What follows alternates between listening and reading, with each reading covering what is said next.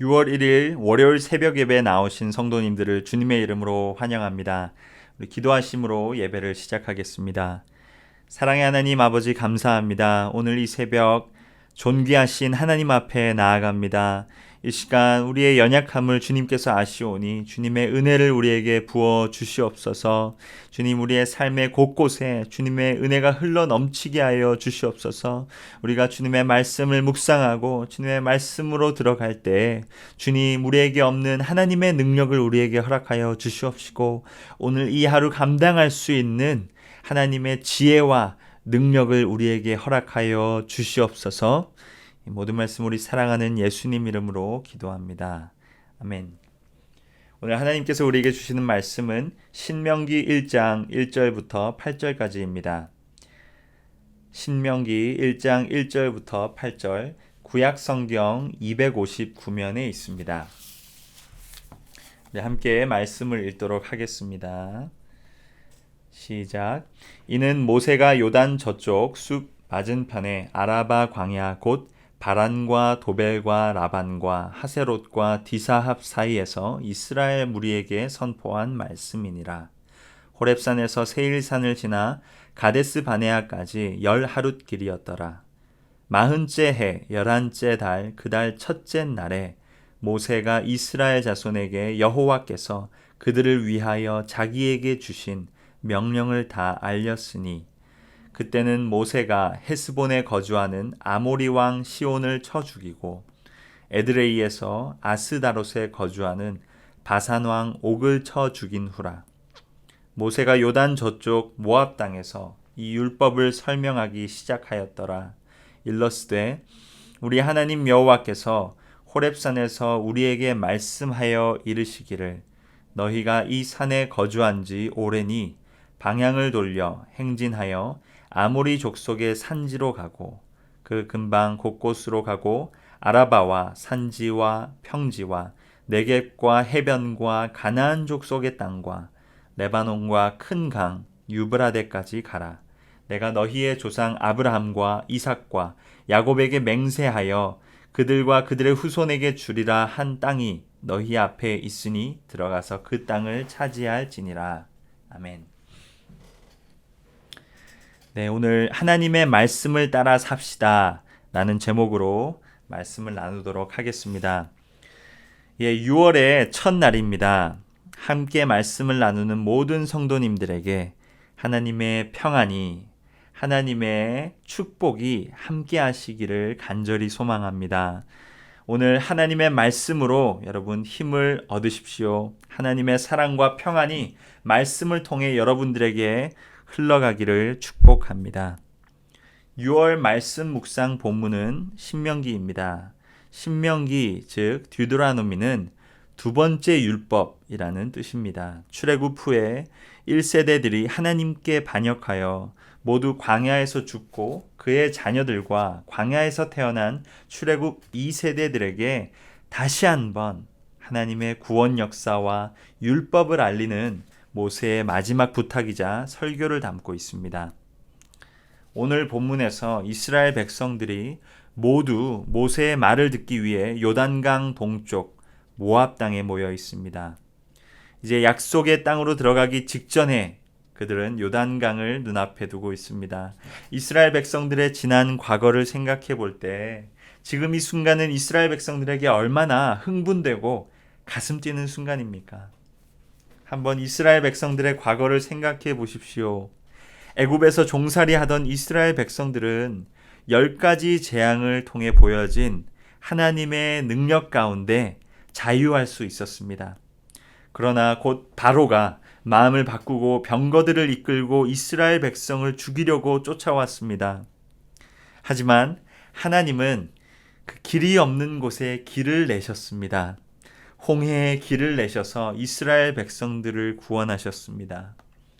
그리고 마침내 시내산에 도착하자 하나님이 그 시내산에 직접 내려오십니다. 천둥과 번개와 검은 연기가 온 산을 뒤덮고 땅을 흔들며 하나님이 그때 그 산 위에 내려오셔서 직접 그 백성들을 만나십니다. 그곳에서 율법을 받은 후에 하나님의 말씀대로 이스라엘 백성들은 성막을 짓습니다.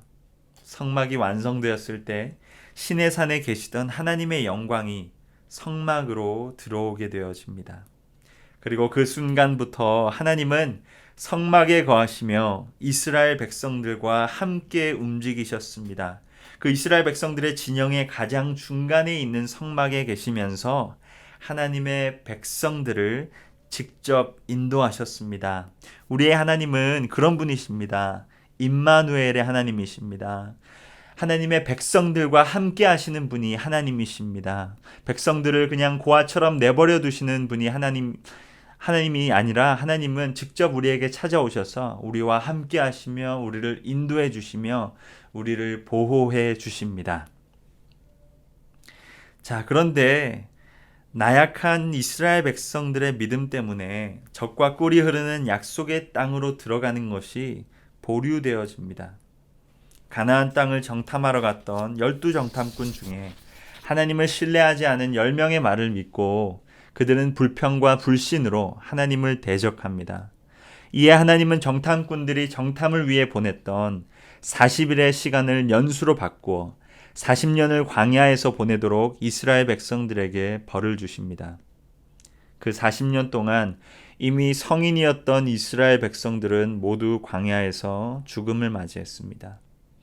그리고 오직 하나님께 신실했던 모세와 나머지 두 정탐꾼 여호수아, 갈렙을 제외하고는 말입니다. 그리고 이제 하나님이 말씀하신 40년의 시간이 다 찼습니다. 3절에 보니 40째 해, 11째 달, 그 달 첫째 날이라고 말하고 있습니다.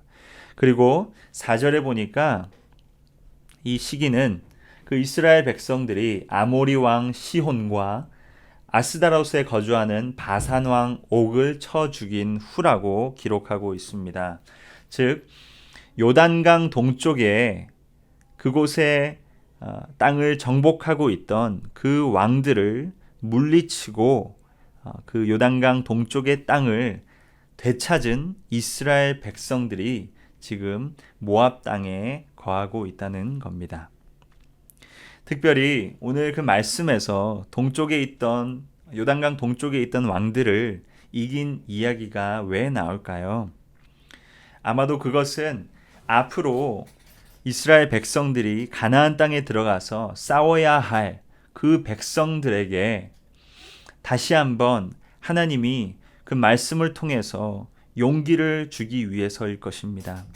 그렇습니다. 이스라엘 백성들은 이미 요단강 동쪽에서 요단강을 건너서 약속의 땅에 들어가기 전에 하나님이 주시는 승리를 경험했습니다. 그렇게 하나님과 함께 승리한 경험은 우리에게 힘이 됩니다. 여러분, 이 코로나를 겪으면서 어려움 가운데 계시는 성도님들이 계십니까? 여러분, 몸이 아프신 분들은 치유 받으시기를 간절히 기도합니다. 경제적으로 힘드신 분들이 있으시다면 하나님께서 길을 열어주시기를 기도합니다. 외롭고 두려우신 분들에게는 하나님의 위로가 있기를 기도합니다. 동시에 여러분, 다시 한번 과거를 기억해 보십시오. 과거에 여러분들 죽을 것처럼 힘들고 어려웠던 순간들이 있지 않았습니까? 그런데 그 가운데에서도 여러분, 우리가 지금 고백할 수 있는 것은 하나님께서 그때 우리와 함께 하셨고 그 어려움들을 이길 수 있도록 도와주셨다는 사실입니다. 그 과거의 기억을 다시 한번 떠올려 보십시오. 그것을 통하여서 하나님이 오늘 이 순간에도 우리와 함께 하신다는 그 신실하심을 기억하시고 이 어려움들을 뛰어넘고 승리하시기를 주님의 이름으로 축복합니다. 그 동일한 하나님께서 지금 여러분의 삶 가운데에서 역사하고 계시고 여러분들을 인도하고 계십니다.